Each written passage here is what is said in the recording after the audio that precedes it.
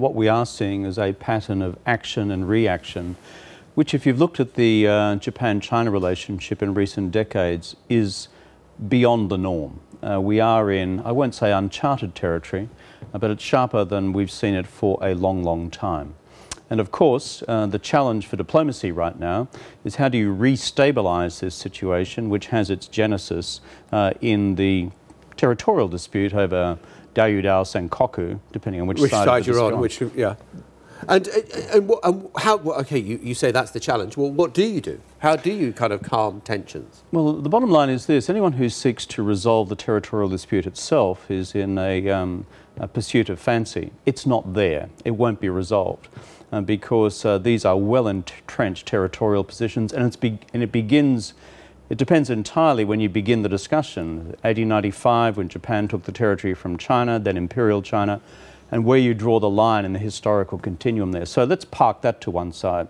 The challenge now is restabilisation, and that requires diplomatic and political will on both sides. I do not believe that either government in Beijing or Tokyo want a conflict.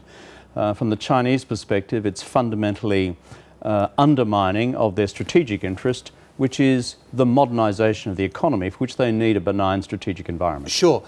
I mean, but there are nationalistic concerns, and it's not just, you know, we always talk about these monolith governments in Beijing. The people make their voices heard as well, and there is unease. Well, there is neuralgia across this relationship, whichever side of the Sea of Japan and more broadly the East China Sea you look. And as you know, you don't have to be an international relations scholar to say there's a pretty rich and negative history here. And so nationalism is alive and well in Japan, it's alive and well in China, and it's not just reflected in the ballot box in Japan, it's reflected in the Twitterverse in China itself. So therefore, you're right, nationalism is alive and well, but neither government, in my view, wishes to cross the line, which actually results in conflict. Recently, we've seen US Marines put into, I think, Darwin in Australia. We've seen other bases as well where the Americans have sort of reinforced in this pivot towards Asia. Should China feel encircled? I mean, is that what's going on? Well, let me put the world from China's view just for a moment, then flip back to what I think the Americans are doing as well. Firstly, from the Chinese perspective, if you look at their history, they've never been in the business of a large campaign of foreign invasions and colonisation. When they look, for example, to the European precedents, whether it's British, whether it's French, whether it's Spanish, whether it's Portuguese, whether it's Dutch, these were active colonies established in Asia which lasted several hundred years. And they say we didn't do that. They've got significant footholds in places like Africa, across Africa. The Chinese are very powerful there. Yes, but their argument, and I'm simply describing here, is that this is economic diplomacy and it's commercial engagement, which they have been on about for decades, in fact centuries. Now, from the American perspective, they and their allies, including Australia, have taken the view that given strategic stability within East Asia has been underpinned by US military presence for the 60 or 70 years since the Second World War, it's important that all states have confidence in that fact into the future. And going back to China and Japan, were that not the case in the future, and Japan feared, for example, US military withdrawal, then I believe you would see a real problem in terms of real escalation in the military tensions and military build-up between China and Japan. Just want to stay in the region.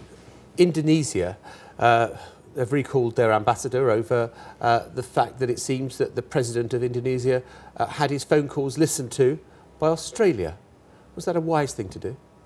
Well, as you would know, including in this country, no government, no Prime Minister or former Prime Minister, current Foreign Minister or former Foreign Minister talks publicly about intelligence matters, and I make no exception. Right, well, let's stick to the generalities of it then. Is it conscionable that one would spy on the president of a friendly nation? Again, I go back to the comment before. And I'm talking about the generalities or the principle rather than the specifics. Well, that is a very nice segue into generalities and principles because they automatically dovetail with the specifics. And no responsible political leader engages in any public commentary on these matters. And that reflects governments of whichever persuasion, my country, the United States and the United Kingdom, going back a very long time. Right, so we're not going to get any further on that. It's called the Jeff Boycott response, by the way. The Jeff Boycott, well, OK, well...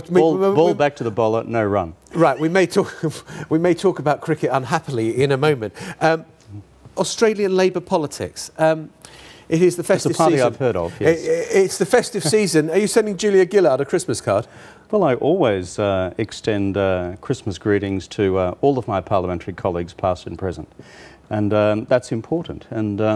But I'm not in the business of raking over the coals of domestic Australian politics. The simple reason is I've announced that I'm leaving the Australian Parliament, and I am therefore active internationally on a whole range of issues of concern to me, hence why I'm providing a range of public lectures at present on China, the United States and the future. There was a very famous British politician of the 1960s who said that all political careers end in failure. Would you agree with that? Well, I'm not quite sure who it was. Enoch Powell, it was. Okay. Well, he was kind of, a very odd, individualistic MP. Yes, I actually, back in the Antipodes, we heard of Enoch Powell. I'm not sure that his career ended in success. But you know something? In politics, in this country and elsewhere in the world, it's not a business of absolutes. It's whether you can look yourself in the mirror, having spent your term or allocated term in office, and reach a conclusion about whether your contributions have been positive in improving the country on where it was before. In our case, what did we do? During the global financial crisis, we intervened as a government, we prevented the Australian economy from falling into recession, we avoided mass unemployment, and we kept our debt to GDP ratios at about 10%. Now, that, I think, is a sizable achievement, and that occurred under our watch. And the interesting thing about that is that you then get rewarded with being booted out of power because you was too busy fighting each other. There was fratricide going on within the Australian Labor Party over who was going to lead it. Well, from time Do you regret that? Well, from time to time, I've seen even in this country the odd disagreement within political parties. Guess what? Politics is a rough and tough business. And in Western democracies, it's pretty rough and tumble. And guess what? In Australia, we've learnt most of our tradecraft from you folks in the United Kingdom. No, we're not innocent. No, absolutely. Listen, Britain isn't innocent in this at all, of course. And if you don't like Labour politics in the UK, the disputes and the dissent within the Labour Party kept them out of power for 17 years during the Thatcher era. And I just wonder whether you feel a political price is being paid because of what happened in relations between you and Julia Gillard. On the question of the recent political past, that's why we all wait for historians to reach their judgments. I don't intend to cast judgment over my predecessor, nor do I intend to cast judgments on anyone else in Australian politics. The key thing, much to the distress of journalists, is to look to the future. And what I said last night at the International Institute of Strategic Studies here in London is the central question of our age, which is the rise of China and its impact on the global and regional order. And what I find right around the world, actually, particularly in our Western democracies, is we disappear down 1,000 rabbit holes without actually focusing on the main business underway. And that's what I was addressing last night. Right, and I've had a little cast my eye over the Australian websites, news websites, and they're all saying this is Kevin Rudd's tilt to become UN Secretary-General. Oh, right, yeah. I think it's going to be a long, long time before the UN Secretary-Generalship heads down under. So I think that's just the kind of grist for the mill that you expect in international political debate. Right, OK. But a role on the international stage? Well, my interest, I see myself as a citizen of the world. I always have. And from our part of the world, Australia has a virtue, and it is this, apart from the ashes.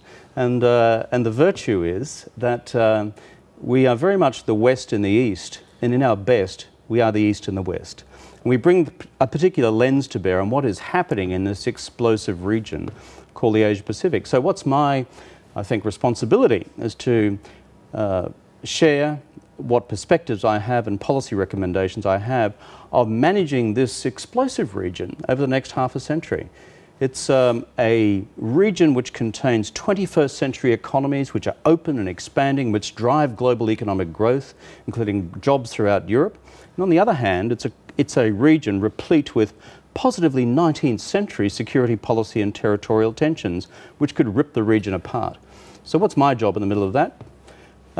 Just to add a voice, hopefully in Washington, Beijing and here, about how we can actually handle these challenges cogently into the future. Mr. Rudd, I'm going to ask you one more question before you go. It is about the Ashes. There's a yacht racing class whose motto is overbearing in victory, surly in defeat.